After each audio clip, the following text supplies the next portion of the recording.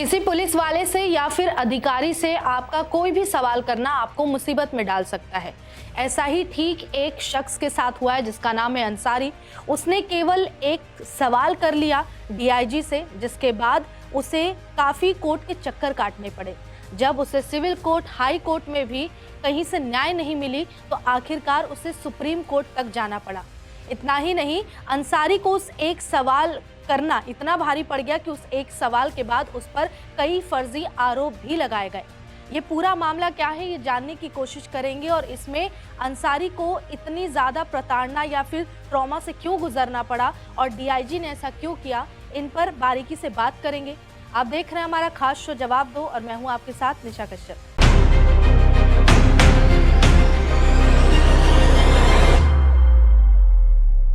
जैसा कि आपको साफ नजर आ रहा होगा इस सामने दिख रही प्लेट पर कि ये पूरा मामला है संजीव त्यागी वर्सेस अंसारी। इस मामले में एक ऑडियो क्लिप का जिक्र होता है, जिस ऑडियो क्लिप में स्पेशली किसी एक समुदाय को, खास करके अगर हम क्लियरली बताएं तो मुस्लिम समुदाय को लेकर डीआईजी साहब, जो उस वक्त एसपी थे जब इन्होंने ये ऑडियो कही थी, कथित तौर पर ये उनकी कही हुई बातें थी उस ऑडियो में, जो इस वक्त डीआईजी हैं। इनकी इस ऑडियो में ये कहा गया मुस्लिम लोगों को लेकर, मुस्लिम समुदाय को लेकर आपत्तिजनक शब्द का इस्तेमाल किया गया और गाली गलौज की गई है। ये कथित तौर पर ही हमने कह रहे हैं कि इन पर आरोप लगा है। इसी मामले को लेकर अंसारी को इन्होंने इसमें चपेटे में लेने की कोशिश की और अंसारी पर फर्जी केस लगाया, क्योंकि अंसारी ने इनसे पूछ लिया कि सर ये जो ऑडियो वायरल हो रही है, क्या इसमें जिस शख्स की आवाज़ है कहीं वो आप ही तो नहीं है।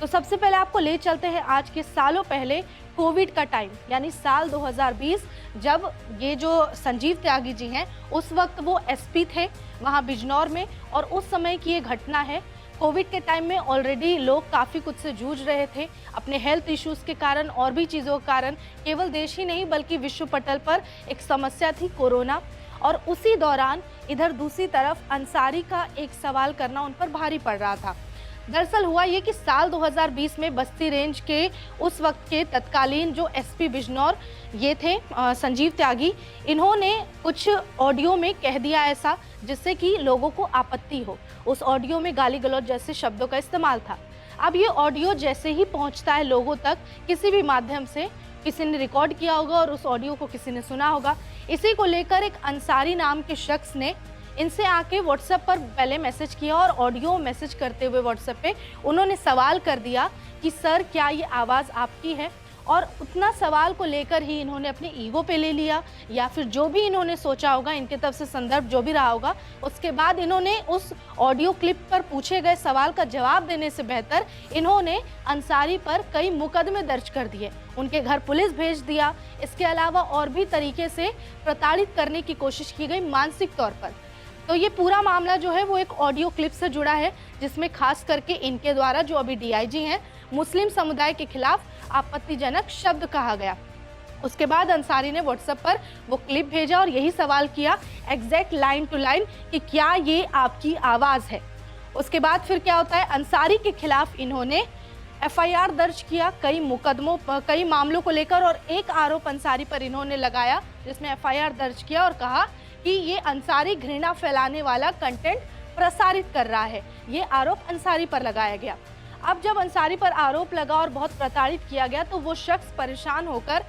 ट्रायल कोर्ट, हाई कोर्ट तक पहुंचा, लेकिन वहां भी उसे हार ही मिली, उसे ऐसा न्याय नहीं मिला, जिसके बाद वो न्याय की उम्मीद में सुप्रीम कोर्ट जा पहुंचा। सुप्रीम कोर्ट में जब उसने, अंसारी ने अपनी पूरी आपबीती सुनाई कि मेरे साथ ऐसा ऐसा हुआ, मैंने अधिकारी से केवल एक सवाल पूछा, जिसके बाद मुझे इस तरह के फर्जी आरोप मुझ पर लगाते हुए मुकदमा चलाया जा रहा है, कई मामलों में मेरा नाम दर्ज कर दिया गया है। और इसी मामले पर सुनवाई करते हुए सुप्रीम कोर्ट के दो जस्टिस, एक तो हैं एहसानुद्दीन और दूसरे जस्टिस विनोद चंद्रन, इनकी बेंच ने इस मामले पर सुनवाई की और सुनवाई करते हुए बहुत बड़ा फैसला भी लिया है। और इसके अलावा जो अंसारी हैं, उनका पूरा नाम है इस्लामुद्दीन अंसारी, इनके पक्ष में सुप्रीम कोर्ट ने बड़ा आदेश दिया। उन्होंने क्या किया, सुप्रीम कोर्ट ने किया ये कि अंसारी पर जितने भी मुकदमे चल रहे थे उन सब को, जितना भी आपराधिक केस था, उसे रद्द कर दिया। तो ये कह सकते हैं हम सीधे सीधे कि सिविल कोर्ट और हाई कोर्ट में न्याय नहीं मिलने पर सुप्रीम कोर्ट पहुंचे अंसारी को आखिरकार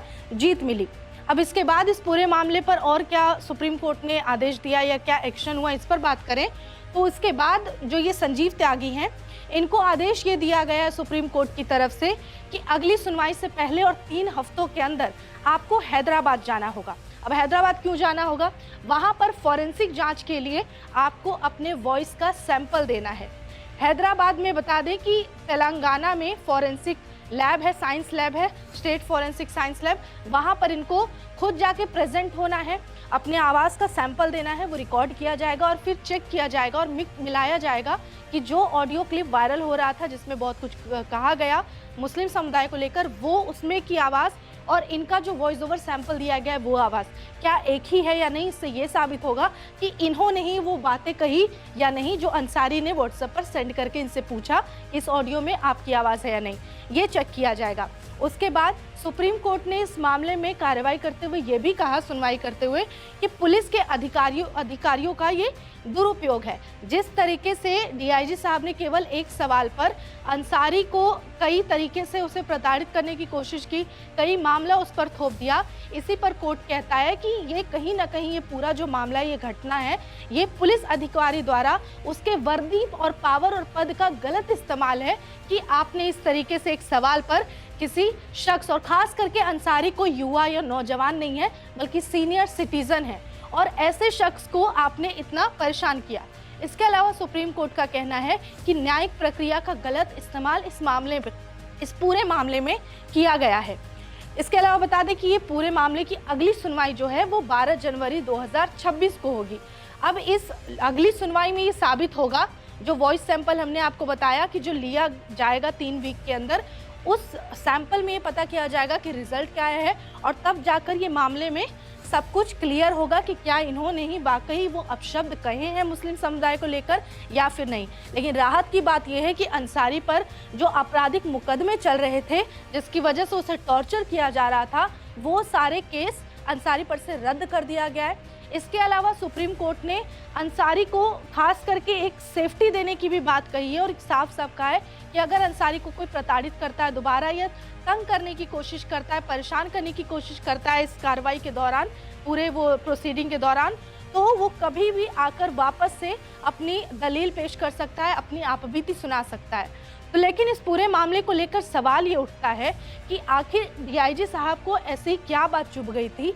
या फिर ऐसा इनको क्या पर्सनल ग्रज था जिसकी वजह से उन्होंने सालों तक अंसारी को इस तरीके से टॉर्चर किया, उसे अपमानित करने की कोशिश की, उस पर आरोप तक लगाए हैं और काफ़ी कुछ कहा था। तो ये सवाल सीधे सीधे बनता है कि क्या अंसारी की गलती ये थी कि वो मुस्लिम है, या उसकी गलती थी कि उसने एक डीआईजी से सवाल कर दिया, जो मतलब उस समय एसपी थे, तो एक एसपी से सवाल कर दिया। क्या अंसारी अपनी तरफ से एक सवाल भी नहीं कर सकते थे? बहुत बेसिक सा सवाल था, इसमें कोई ऐसी बात भी नहीं थी जिससे इनका ईगो हर्ट हो। अब ऐसे बातों को लेकर ये भी कुछ लोग कहेंगे कि अभिव्यक्ति की आज़ादी की बात आती है, बेशक से अभिव्यक्ति की आज़ादी की बात आती है, लेकिन अगर वो ऑडियो में डीआईजी साहब की आवाज़ से वो सैंपल मैच हो जाता है तो सवाल ये उठता है कि अगर आपके अंदर इतनी नफरत होगी किसी एक समुदाय को लेकर, तो समाज में आप कैसे शांति बहाल कर पाएंगे, आप चीज़ों को मेंटेन कैसे रख पाएंगे? तो सीधे सीधे सवाल हमारा यही है कि डीआईजी साहब ने जो कुछ भी किया उसमें अंसारी का दोष क्या था।